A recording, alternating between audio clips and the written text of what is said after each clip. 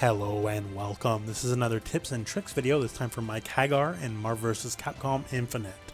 So in this video we're going to be going over specials, some of the supers, some fun stuff like the plate, and just a bunch of nicks and knacks honestly. So without any further ado, let's get into it. Now to start off with some of the more basic specials, quarter circle forward punch, light punch is knock up, heavy punch is a wall bounce. So the heavy punch version is kind of your party starter. You know, it lets a lot of your combos exist. Couldn't exist otherwise. Light punch version, honestly, I'm not found on much use for it at all, other than at the end of a combo, it can cause kind of an air reset against their will that they have to tech out in the air, and that's about it. Now, onto the pile driver. It is the most damaged command throw in the game. That's not a super command throw. As you can see here, it takes a good chunk. So the heavy punch version is 3,000. The light punch version is 2,200. Now the light punch version has absolutely absurd range. So see, I'm right around here, right? That's still the range you get grabbed at. So like, you think you're safe? No. You're getting sucked into a vacuum against your will. This is like Street Fighter 2 World Warrior Zangief level power driver.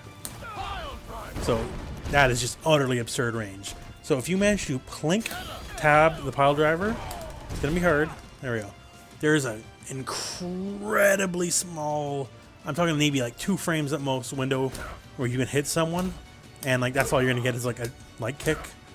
But it is there, it exists, so maybe practice someone up. But for the most part, when you hit the pile driver, that's all you're getting. But you know, a pile driver's pile driver, it's still a good chunk of damage that they paid for blocking, so I say that's more than fair. Now, Haggar also has 2 launchers, that's quarter circle forward light kick and heavy kick. The light kick one is, for the most part, exclusively combo fodder. It is very important combo fodder because, you know, most of your combos are going to be coming from it. The heavy kick one, honestly, I don't have much use for. It is not too useful in combos. It is not a true throw in any way, shape, or form. They can block it. The most I can say is just you toss it out and maybe it'll hit someone airborne while you tag in, but honestly I don't have much use for the heavy kick version move at this time. Maybe in the future there'll be something, but for now I'm sorry to say I just don't. Now to quickly go over 2 of the 3 supers. First off, the Haggar press. Of course, before both kicks. It's airborne. You can do it while in the air as well. And I know it's hard to see, but what makes it work for combos while in the air is he actually very quickly drops a barrel. I've only actually ever seen it once due to the camera angle, but it's totally there, believe me, he is dropping a barrel as he does it. But yeah, it is not as preferable as the punch super, as the punch super does a lot more damage. But there's going to be a lot of situations where you're not going to be able to get the punch super. But the press does allow for a bit of set play afterwards. You see here, that spin out. It doesn't matter how far into a combo you are, that spin out is going to be the same spin out at like 1,000 damage or 7,000 damage. So you can definitely make use of that. And just a quick note about the level 3. It's obviously grab super. It's a frame 1 super, so if they're on the ground and the flash happens, it's already too late, there's no way out. So just keep that in mind while you got people, you know, scared for their lives about whatever you're trying to do. As soon as this happens, if they're close, it's too late.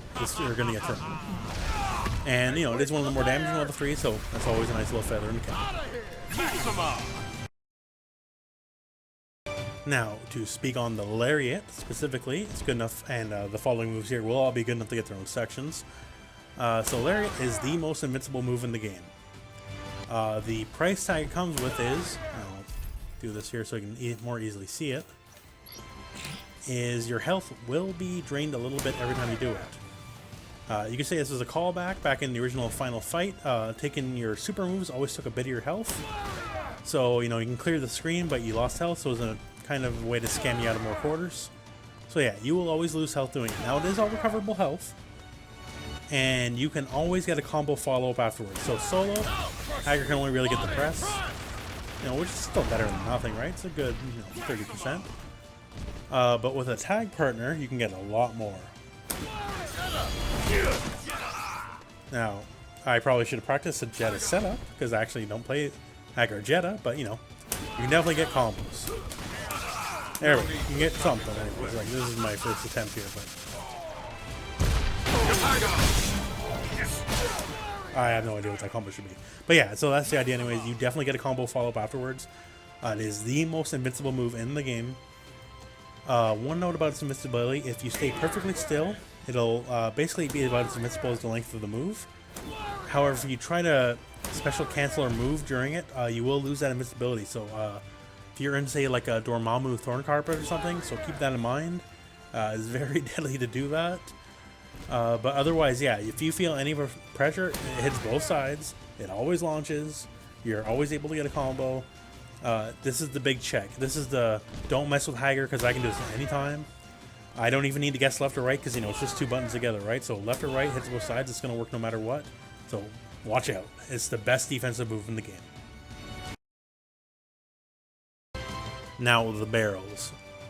The barrels, if you do them in the air, it's just a projectile. Although it kind of handily complements Reality Stone. I do believe Reality Stone to be the best stone for them. Because you can Reality Stone and then shoot barrels and kind of get two layers of projectiles going on. If you do the barrel on the ground, it's a parry. So it'll take any one hit, but also can smoke multi-hit moves. So let's try this here. I'm going to kick the barrel up. And we just totally beat the move. That's a, like, many multi-hitting move, and it drains all the hits right away. I might make a more detailed video of this in the future, but suffice to say, the barrel parry is another great defensive thing. Haggar's absolutely a defensive character, because you can do something like this. They obviously have to recover from whatever they used to hit the barrel. Haggar recovers instantly once the barrel is broken. Haggar is always at frame advantage after the barrel is broke, so no matter what they pull, you can either get like a regular throw, a command throw, or perhaps even start a combo if they have enough advantage.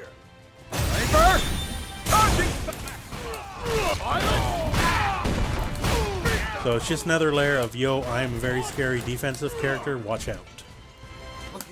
Kind of a running theme. So next up is the pipe. A very famous move from Marvel vs. Capcom 3 returning. So the pipe is effectively a one-button hit confirm on jumping attack. As you see here, hits, oh, combo time, right? The pipe now, as you can see here, it uses your ground bounce. So you cannot use your ground bounce anymore in a combo after the pipe hits, so you gotta alter your combos accordingly. But yeah, the hitbox is not as dominant as Marvel 3, but it's still very, very, very good. It owns the part of the screen it's on, and you can be very, very belligerent with it. All else failing, if you got no particular game plan, or maybe Haggar's your last character alive or something, jump forward pipe, you can definitely pick a worse option than that. The reward for connecting is very, very big, and the penalty for getting blocked is effectively nil. And the worst happens, you push back to try again. Now, to speak two very important notes on Haggar's Punch Super. So, the Punch Super has invincible startup. So, if you're feeling pressured, just like the lariat, just like the barrel having invincibility afterwards, Haggar has a lot of invincibility in his pocket. But yeah, it is a very invincible startup, and you will totally beat whatever they're trying to do if you're feeling pressure and go for it. And once again, if it's blocked, no, Hag out is basically safe. Now, the other thing to note is if you do it raw, not so much in the combo, but if you do it raw, the final punch, you can OTG into whatever you choose. So please keep that in mind. And just one bonus little knick-knack here, and I'll turn on the damage just so you can see. The Punch Super is actually one of the most damaging level ones in the game here. It does over 4,000 damage. I think it actually might be tied for the most damaging level 1 in the game. So, and you get the OTG afterwards too if you do it raw. So it's another big kind of FU to over aggressive people, because that's just a big wall of invincibility to a lot of damage. Now, to speak on Haggar's high flying. So Haggar is a pro wrestler, and he's, all pro wrestlers, they know how to jump off the top rope, and nobody can jump off the top rope better than Haggar. So his light kick, heavy kick in the air, and down light kick, all three of them are active from when you hit the button until you touch the ground. So see here, I'm gonna hit heavy kick right away. As soon as I jump and pinning it, still connects. Same deal with the light kick. I hit it as soon as I jump. Connects. Same deal with down and light kick. And so let's just get more extreme on this situation here. and we're gonna full screen super jump. And see here, hit. Full screen super jump. Oh, full screen super jump. Hits. Once again, hits. So you can kind of consider that. I know this is not a game with an assist anymore, but in a way, it's like a bargain bin assist because you can just like fly across the screen with your button. Like he's still gonna connect. It's just, and it'll retain its overhead properties too. So you can just kind of launch him out, tag in, and if he hits, great. If not, then whatever. But he's a living missile, living assist missile. He's his own hidden missile. There you go. And now one quick little bonus note here. So normally when you do the down light kick, it'll immediately end the trajectory of your jump into going downward. So say if we like super jump, immediately do it. Our super jump, we're not getting the height that we would normally with a super jump, because it won't. As soon as we enter it, we're going down. But if you were to hit down and light kick, the immediate moment you super jump, you will keep your momentum going all the way and just fly into the orbit. See here. So yeah, we just went the whole screen. This takes a little bit of timing. See here, I can't even get it every time, but there you go. So if we're gonna use the assist metaphor there, you tag out that, it's just gonna dive bomb wherever, left, right, you don't even know.